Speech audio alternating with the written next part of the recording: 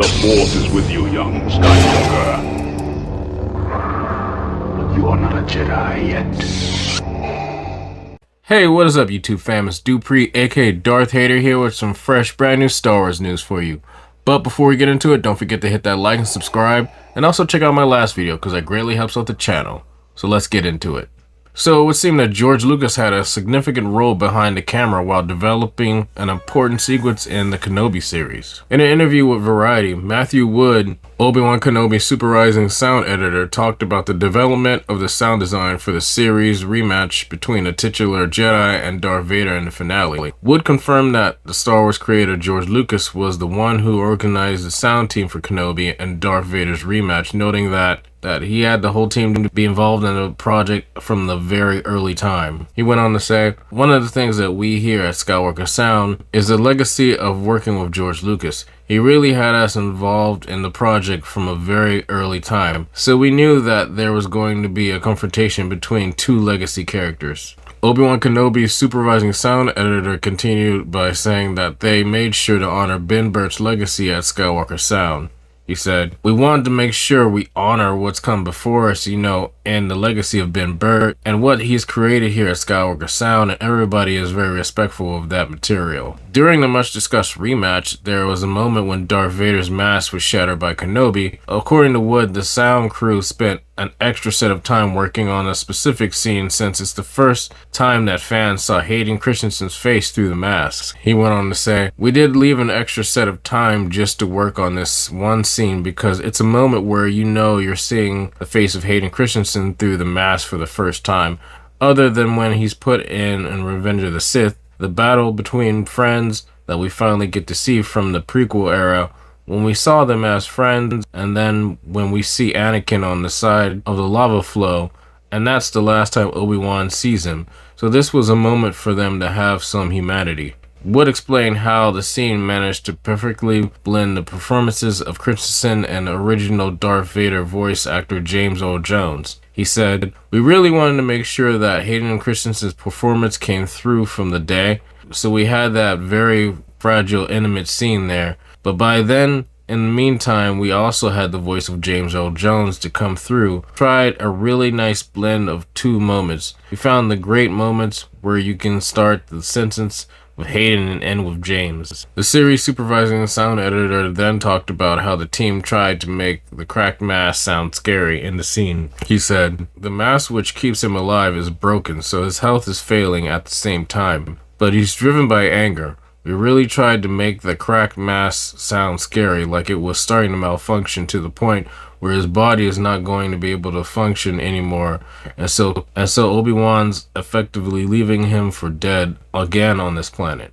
Wood reflected on Christensen's own reflections to seeing his performance, noting that he was very happy to hear what he did during the pivotal sequence. He said, "Like his performance was there, we wanted to preserve that humanity, and that was something that was done in the mix." And Hayden, I know personally, I saw him after we aired it, and he was really happy to hear that. Wood also reflected on making the moment very special by saying, "So we just really set aside this moment to be very special and reverent to these two legacy amazing characters and let their drama come through at the same time. As all the fun sound effects and the amazing music that John Williams had made there to all come through, that was the job of the mixer, which was fantastic there."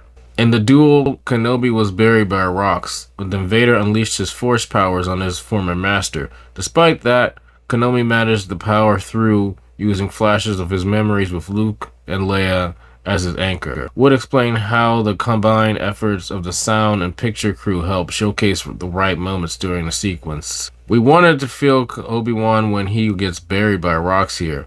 We wanted to feel his shutdown and then his resurgence. A lot of that was sort of mapped out by Kelly Dixon and Josh Earl in the picture department, coming up with a moment where we're almost hearing flashbacks that are happening inside of Obi-Wan's head. We had a lot of material there to work with, legacy material, and we just wanted to showcase the right moments that show his acceleration of 'I'm going to bust out of here and continue.'" The sound supervisor also acknowledged Obi-Wan's strong force powers and how the right dynamics and balancing help navigate the character's newfound strengths. He went on to say, "You see Obi-Wan do some things that we've never seen before as far as his strengths are concerned.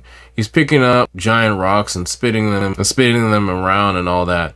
So that's just the dynamics of the mix and the balancing the feature of this moment." Meanwhile, Bonnie Wild, one of Obi-Wan Kenobi's re-recorder mixers, revealed that there was trial and error in trying out different sounds for the duel, noting that some of that is legacy and some of that is new design. Although Star Wars ushered in a new era, George Lucas still has consistent presence behind the scenes. The renowned filmmaker visited the set of The Mandalorian Season 2, and he even gave the show's producer Dave Filoni some tough love during production. The reveal of Lucas' deep involvement in organizing Obi-Wan Kenobi's sound team cemented the fact that the filmmaker still has a passion for Star Wars.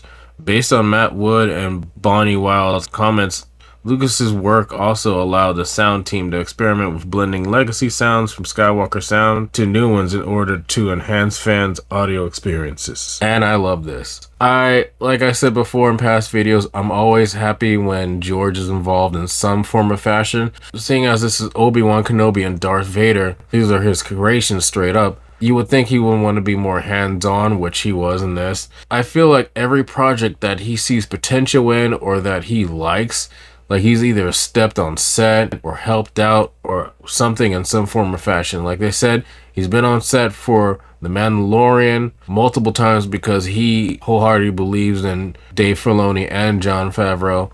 He was on the set for Rogue One because that was a love letter to the original Star Wars. And then he was also on Solo because Ron Howard, one of his friends, actually directed that movie. And Kathleen Kennedy and everybody said that George Lucas, even though he sold the company, he still has a lot of ties with Disney and owns a huge stake in the share of the company. Still wants to see that his baby is taken care of in the right way. Though he might be hands off on some projects, it just goes to show that he still cares at the end of the day. So let me know what you guys think about this. Let me know what you think about George Lucas' involvement as far as gathering the sound team for Obi-Wan Kenobi series. I wonder when the Ahsoka series is finished, are we going to find out that George had anything to do with it? And if so, what kind of aspects did he have? Anyway, let me know what you guys think in the comments down below. And as always, if you guys like this video, please hit that like button. If you're not subscribed to the channel, hit that subscribe button. And don't forget to hit that bell to get notifications for all my latest videos.